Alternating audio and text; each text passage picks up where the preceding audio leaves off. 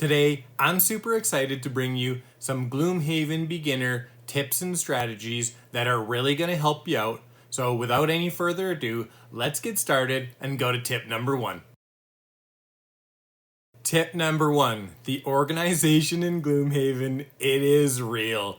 It's a huge game. It's 22 pounds. There's tokens, there's components, there's a ton of things going on. There's monsters everywhere. So there's kind of, some different parts to this. First is setup and takedown. You're going to need to be really organized around those sorts of things. I have a pretty cheap storage solution. I use these plastic plano boxes. Go down into the description. I've got a link to my recommended gear page there, so go ahead and check it out if you're looking for that type of solution. And then also, if you're having trouble running the monsters in the scenarios, there is Gloomhaven Helper app. I have no affiliation to this. It's just a really good app that's really helpful. So go ahead, Google it, check that out, and it should help you. Tip number two, and hopefully you haven't put any of your stickers on at this point. Gloomhaven is a legacy game. You're going to be altering the state of the game as you play, and that's one of the things I actually really love about it. However, if you ever want to play it again, you're going to need to have reusable stickers. So there's a company called Sinister Fish. They put out a really good reusable sticker set.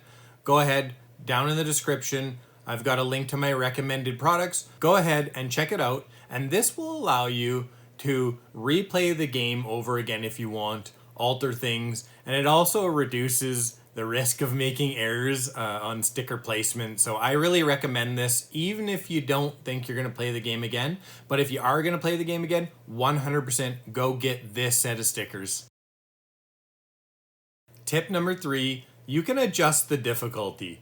And especially in the beginning when you're playing your first scenario, Black Barrow, I recommend that you go ahead and you turn the difficulty down to 0 unless you're an experienced board gamer. But if this is, one of your early forays into a dungeon crawler type of game like Gloomhaven, go ahead, turn that difficulty level down. There's a chart in the book that will show you exactly what trap damage is for every scenario level, and this will help it to stop from being so frustrating. I think a lot of new players get really frustrated at the first scenario because it's so hard. Tip number four, monsters focus on the closest team member first. So when you're going in there and you're attacking at fast initiative, be very careful that you know what's going to happen with the rest of the monsters, because one of the most common early mistakes I see is somebody wants to go really fast to beat a monster to the punch and go in and they kill that monster. And then the rest of the monsters all focus on that one person because they ran up and they had the fastest initiative. So just think about that when you're making your move. Maybe try and move to the side or something so that some of the monsters are closer to another ally. Tip number five, killing monsters before they can attack and using initiative.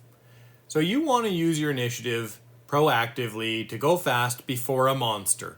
The ideal scenario is you go fast, you attack, you kill a monster, it never gets a chance to attack you. If you can do that a reasonable amount of time, you're going to get through scenarios fairly easily in Gloomhaven. However, it's not always easy to do.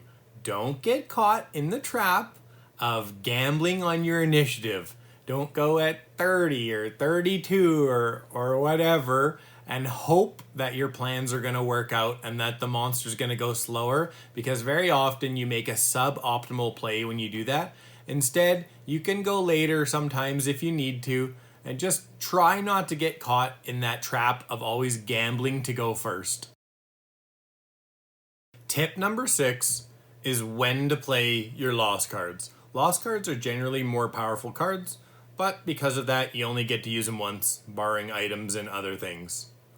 What you want to do is you want to play a lost card when it's going to be most effective, bearing in mind that playing a lost card early affects your longevity. So the earlier you play the card, the more it impacts the total turns that you can play, so keep that in mind. But here's my advice. Play a lost card when it makes sense and when it can be most effective. I see a lot of advice online saying don't play your lost cards early, but very often that means later in the scenario you're playing them suboptimally. I like to play a little bit fast and loose. I play my lost cards a little bit earlier if the opportunity presents itself. One other thing on lost cards, double loss cards, so a loss on top and a loss on the bottom, are not as good because you can't play them for anything other than a move to or attack to early on in the scenario. So you're going to maybe have some ineffective turns. That being said, if you have a class that has an odd hand size, then you don't need to use that double loss the first rest cycle. So you're going to use, 2 cards, 2 cards, 2 cards, 2 cards. This is with a 9 hand size. Then you're going to have 1 card left in your hand. That's the double loss. So you won't have to play it. So for classes that have odd hand sizes, you can go a turn without that double loss affecting your ability, your power, whatever it is. Hopefully that helps. Tip number 7, take enough move. Make sure when you're out there theory crafting and you're looking through your cards and you're looking at all those fancy attacks and stuns and cool abilities that you take into account how many move cards you have. You should have like 3 good move cards minimum, like 3 move plus, because nothing hurts more than having a juicy situation where you can, attack a bunch of enemies, but you can't make it there. And so be very, very careful that you don't get caught up in just picking flashy cards that look cool and theory crafting all these combos, and you don't take into account that you've got to be in the right position to pull those combos off.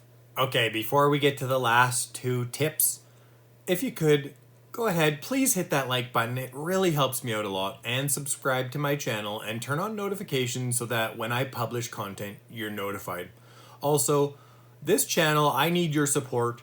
I've got a recommended gear page. The link is down in the description. Go ahead, go to that recommended gear page. Check out all the cool stuff I have around 3D printing and Gloomhaven and everything else.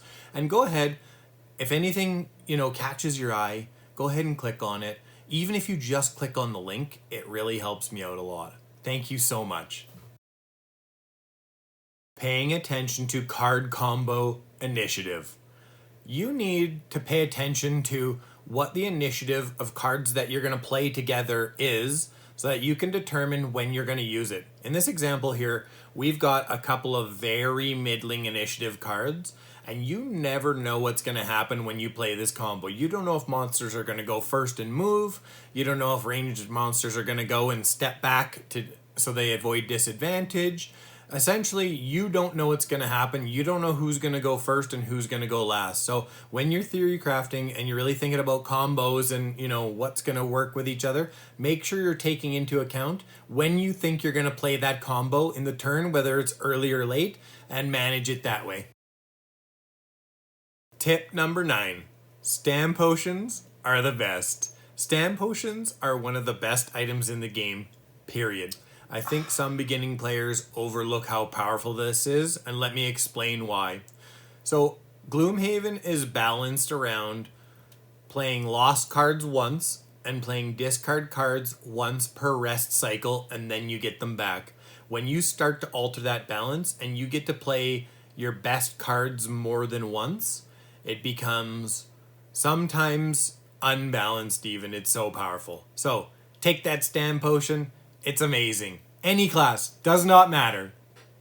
Thank you so much for watching the video. This is it. Again, if you could, subscribe to my channel, like the video. Thanks again.